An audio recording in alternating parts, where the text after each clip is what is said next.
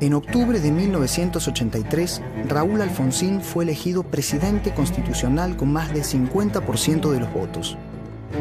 Nuestro país dejaba atrás los años oscuros de la dictadura. El daño producido por la intervención militar en la universidad no era fácil de reparar.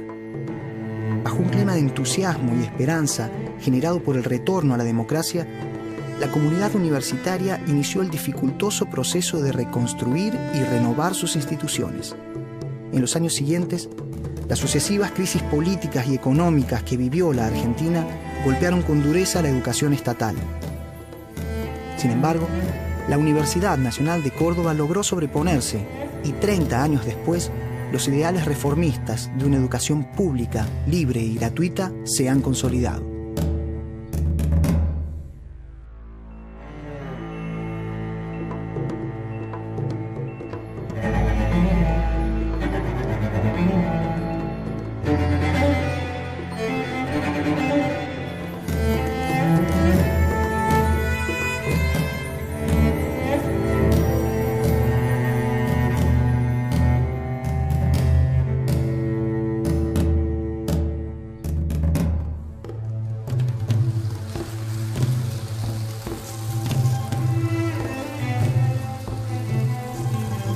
Aún antes de la transición y con una dictadura en plena crisis, en la universidad comenzaron a restablecerse lentamente los canales de participación.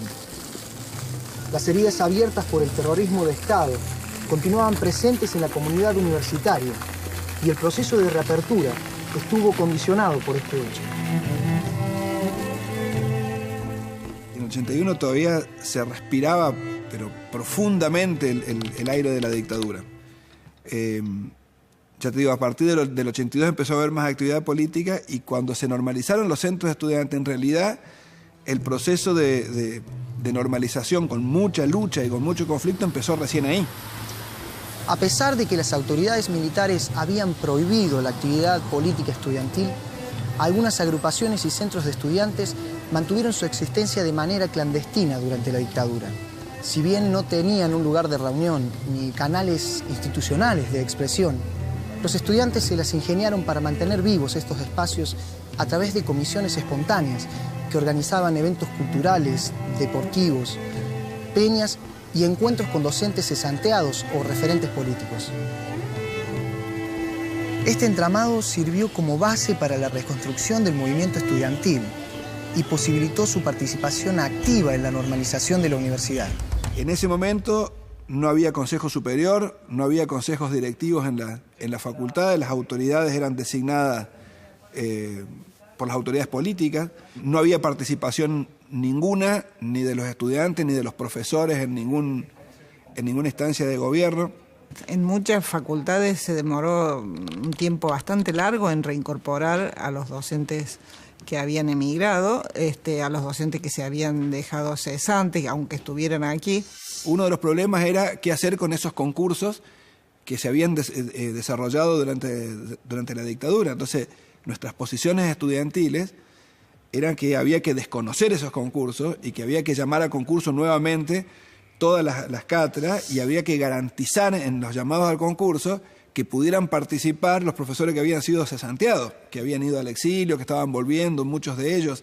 Si bien hay un conjunto de sujetos actuando, pero si pudiéramos cuáles son protagónicos en esta etapa, uno pensaría, por un lado, estas camarillas vinculadas a la dictadura, la normalización por un lado, y como su principal oponente en esta etapa es el movimiento estudiantil, con las demandas por ingreso irrestricto, por no arancelamiento, por recuperación de los centros de estudiantes, por revisión de lo actuado durante la dictadura.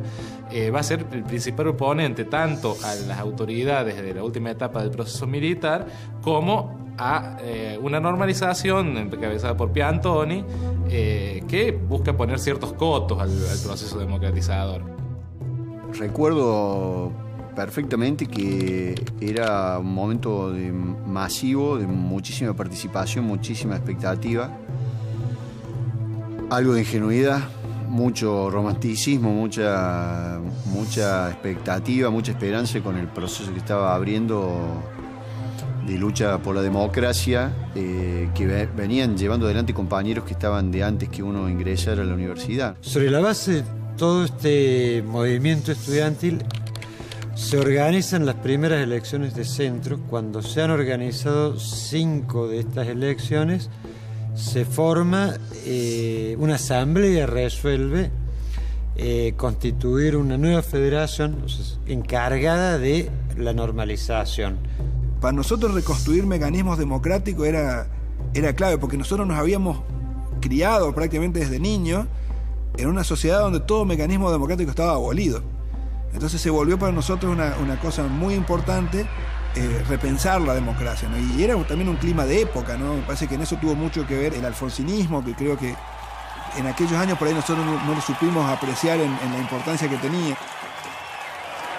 Que luchamos para constituir la unión nacional, afianzar la justicia, consolidar la paz interior, proveer a la defensa común, promover el bienestar general y asegurar los beneficios de la libertad para nosotros, para nuestra posteridad y para todos los hombres del mundo que deseen habitar el suelo argentino. Los centros estudiantes entonces se normalizan con la participación de agrupaciones de distinta procedencia política, pero de una fuerte unidad en cuanto a muchas reivindicaciones. Había un gran consenso, había muchísimo consenso, y había también una vocación de, como te decía recién, de tratar de tener un vínculo con otros sectores de la sociedad, de tener una fuerte vinculación con sectores sociales de trabajadores, de organismos de derechos humanos, de sectores comunitarios, barriales, de la iglesia más jugada cordobesa, que tiene una larga trayectoria también. Después, obviamente, de 7 años sin centro de estudiantes, digamos, fue y en un marco de mucha efervescencia política. Recordemos nomás lo que era la afiliación a los partidos políticos en esa etapa. O sea, el peronismo reunió 3 millones de fichas, el radicalismo cerca de 2 millones. Digamos, hay un contexto favorable a la participación, y eso implicó, digamos, un gran activismo estudiantil. Si bien la normalización de la universidad comenzó en septiembre de 1982, todo el proceso fue atravesado por la ilusión que generaba la reapertura democrática, y luego, en 1983, el triunfo electoral de Raúl Alfonsín.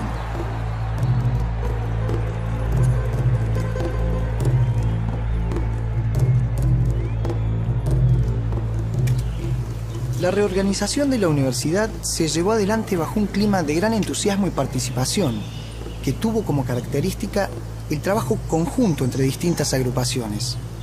Sin embargo, la tarea no fue fácil. La dictadura había entrado en la vida universitaria a través de los poros de la vida universitaria hasta un lugar muy profundo. Cambiar eso, restablecer la humanización de los vínculos, fue difícil. Además de restablecer los debates, las opiniones, facilitar, advertir que era posible de nuevo pensar en voz alta. A nosotros hubo profesores que nos agarraban después de clase y nos amenazaban por nuestras prácticas políticas. Te estoy hablando del 81, 82, 83 todavía. Para el 84, 85, esa gente seguía estando en la universidad. Y no era tan simple como decir, le pegamos un tincazo y los echamos. Digamos. Había que ir encontrando los mecanismos para poder ir limpiando la universidad de esas cosas. Todo lo que te decía antes de los planes de estudio, los programas de las cátedras, la actualización académica, fueron todos procesos muy complejos. Y Révora fue una figura clave, digamos, en ese proceso de democratización. Y Révora venía de ser presidente de la CONADEP Córdoba. La CONADEP Córdoba había tenido una actuación importante, dependiente de lo que era la CONADEP Nacional, la Comisión Nacional sobre la Desaparición de Personas, y habían hecho un trabajo con los organismos de derechos humanos, con todo lo que era el pedido del elevamiento del informe para el juicio de castigo de Menéndez, que fue otro tema que en ese momento a nosotros nos movilizó mucho. Révora aparece como un candidato muy independiente de las estructuras de gobierno, y con un programa de muchísimas reformas que el 90% las fue llevando a cabo. En lo académico empiezan los primeros cambios y las primeras modificaciones a los programas, las metodologías de estudio. Se eliminan las trabas restrictivas más importantes que había el desarrollo de las carreras universitarias. Se reabre el comedor estudiantil. Entre los aplausos, los vivas, los cánticos, el arquitecto Révora llega a la asamblea universitaria.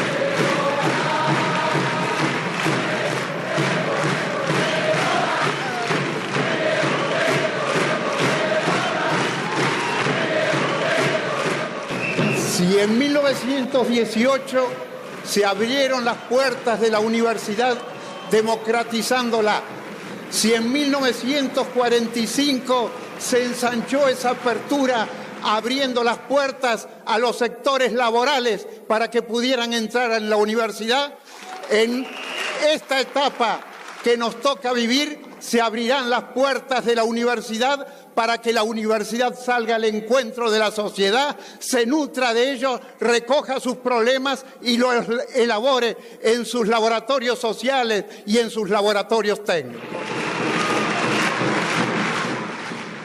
Terminó teniendo una enorme aprobación, hasta de gente que estaba en contra de él, terminó apoyándolo, ¿no? Y tuvo momentos de fuerte contradicción con estamentos de poder. Trabajó activamente en la universidad para mejorar el presupuesto universitario, para entender que las partidas públicas estaban ligadas a las presiones que tenían los organismos internacionales, el FMI, entonces se pronunciaba en foros académicos contra el pago de la deuda externa.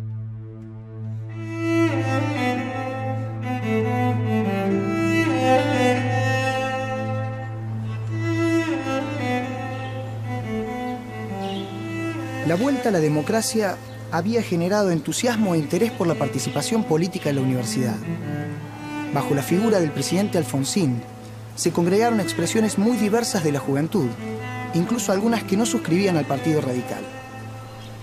A mediados de los años 80, esta identificación con el proyecto alfonsinista comenzó a debilitarse. Las críticas hacia la política económica y la resolución del conflicto con las Fuerzas Armadas produjeron las primeras rupturas, dando origen a nuevos espacios políticos en la universidad.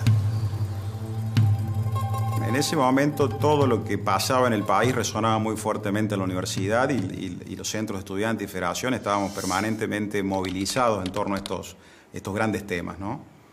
El levantamiento de los cara pintadas, que fue consecuencia de los juicios que se habían hecho a los militares y que estaban, para ese entonces ya con condenas, todas las juntas militares con condenas y estaban presos. Ese levantamiento, bueno, nos puso a todos los centros de estudiantes en la calle. Nosotros tuvimos esos 3 o 4 días que duró, tuvimos en el rectorado, en la universidad, en la legislatura, con la gente, digamos. La población se acercó, no solamente los estudiantes, se acercó a proteger a lo que representaban los ámbitos de la democracia y de la representación política institucional. Estuvimos en la legislatura, rodeándola completamente, en la universidad y en todo el país pasó lo mismo, porque se esperaba y se temía por un golpe, ¿no? Que el levantamiento terminara en un retroceso y en un golpe.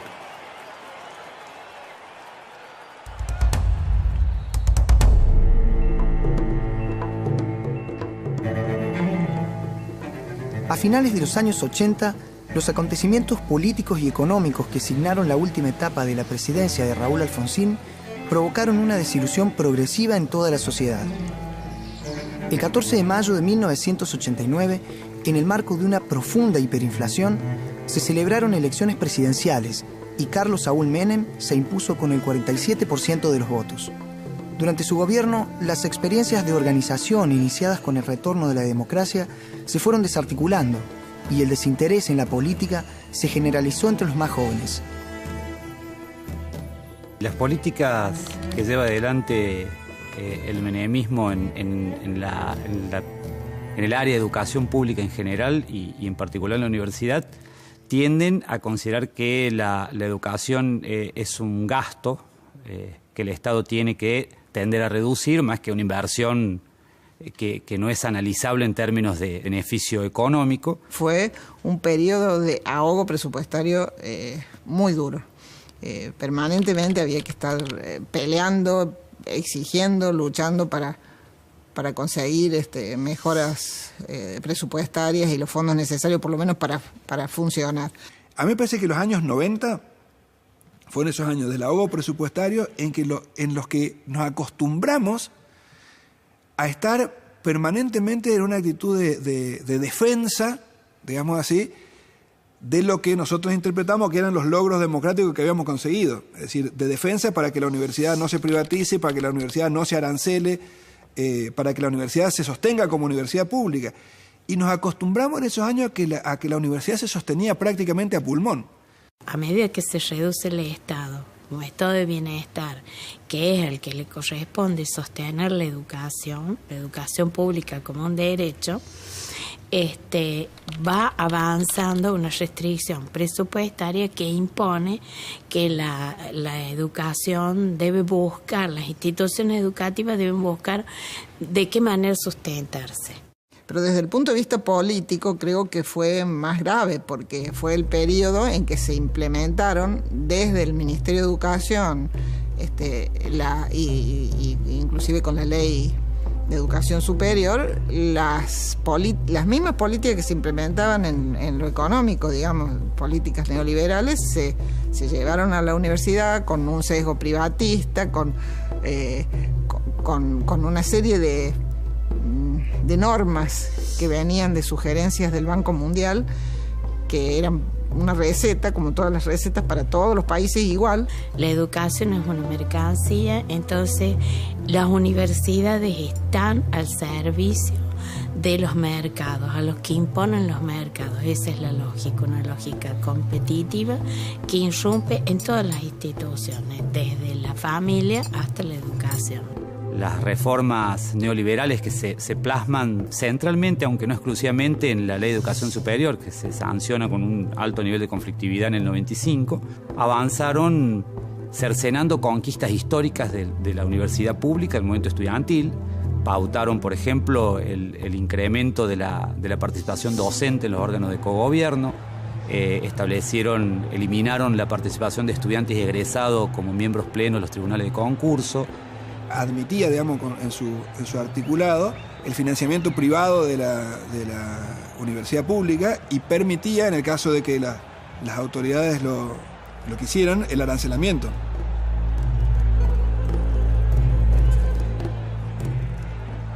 En la Universidad de Córdoba hubo grandes movilizaciones, digamos, en contra de la Ley de Educación Superior. La universidad estuvo parada varias semanas. Hicimos clases públicas, hicimos grandes marchas en el centro, en Buenos Aires también. Y hubo un periodo de meses, digamos, de un activismo estudiantil más allá de la militancia que habitualmente rodea a las agrupaciones, que derivó en movilizaciones semanales muy grandes de más de 10.000 estudiantes. La amplia movilización que generó la oposición a esa ley creo que significó un freno a la implementación más plena de todas esas políticas de la Ley de Educación Superior habilitada.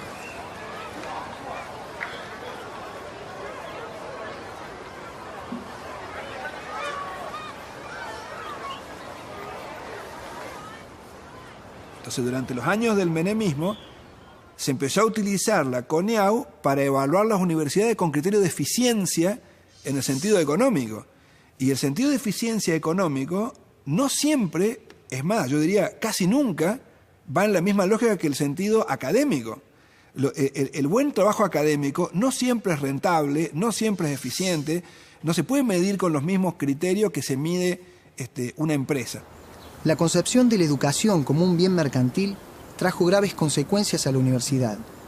Y luego de 10 años de políticas neoliberales, la limitación de presupuestos produjo una situación crítica, obligando a implementar nuevas formas de financiamiento, como la venta de servicios y la contribución estudiantil. El objetivo final de estas medidas era restringir la autonomía y el sentido social de la universidad pública, al atacar principios fundamentales como la extensión hacia los sectores más vulnerables o la gratuidad, primer requisito para garantizar a todos los ciudadanos el acceso a la educación superior.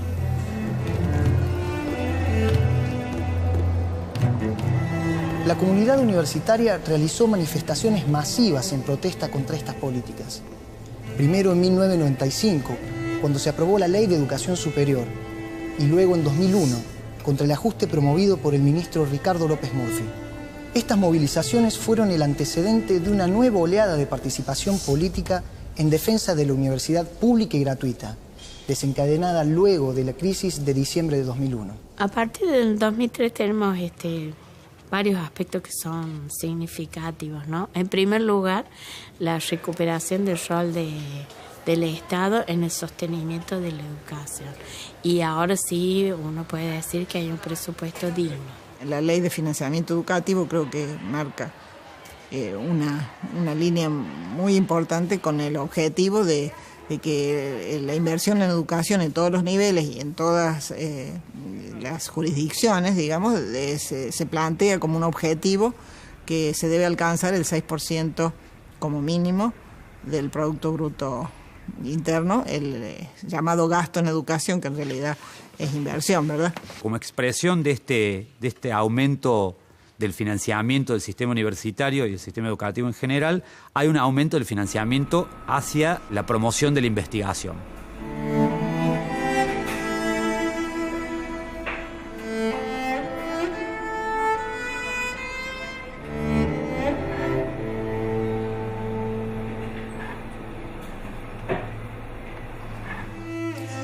En los últimos años, la plena vigencia de todo el sistema democrático universitario y el renovado interés por la participación política facilitaron una serie de debates fundamentales para el futuro de la universidad pública.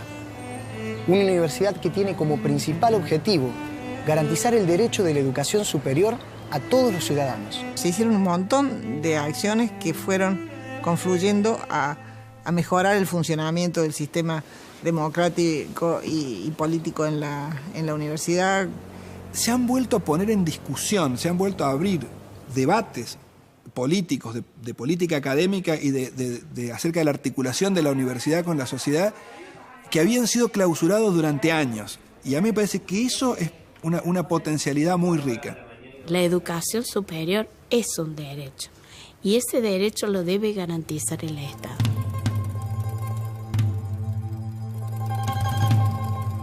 El término extensión siempre presupone de alguna manera que la universidad tiene un límite, unos muros que hay que superar para vincularse a lo social. Fuera de esa disquisición semántica, pero no menor, me parece que es una actividad central en esto que decía. La universidad, los universitarios somos financiados por la sociedad cordobesa y argentina en su totalidad. Nuestra responsabilidad central tiene que ser para con quienes, habiendo aportado a través de los impuestos y además un sistema regresivo, un sistema positivo regresivo que grava más a los que menos tienen que a los que más tienen, como es nuestro caso, tenemos una responsabilidad frente a aquellos que no están adentro de la universidad, ¿sí? O que no pueden terminar sus estudios.